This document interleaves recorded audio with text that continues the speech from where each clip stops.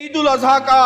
ایک اہم پیغام یہ ہے کہ تسخیر اور تکبیر مل جائیں۔ جس طرح بندہ مومن ایک جانور پر کنٹرول حاصل کرتا ہے اور اسے اللہ کے نام سے ذبح کرتا ہے اور اپنے لیے دوسرے انسانوں کے لیے اللہ کے غریب اور محروم بندوں کے لیے استعمال میں لاتا ہے، ٹھیک اسی طرح اس کی یہ ذمہ داری ہے کہ اللہ نے اور بہت سارے ریسورسز وَسَخَّرَ لَكُمْ مَا فِي السَّمَاوَاتِ وَمَا فِي الْأَرْضِ جَمِيعًا، زمین اور آسمان کی ساری چیزیں مسخر کی ہیں۔ بندہ مومن ان پر بھی کنٹرول حاصل کرے، آپ اعلیٰ تعلیم حاصل کریں، ٹیکنالوجی میں کمال پیدا کریں، انسانوں کے مسائل کے حل کا انہیں ذریعہ بنائیں، ہر چیز پر علم کے ذریعے قدرت حاصل کریں، پھر انہیں اللہ کی مرضی کے مطابق استعمال کریں۔ ہر چیز کے بارے میں یہی تصور رکھیں کہ اللہم منکا ولک، اے اللہ یہ تیرا ہی مال ہے اور تیرے ہی لیے حاضر ہے۔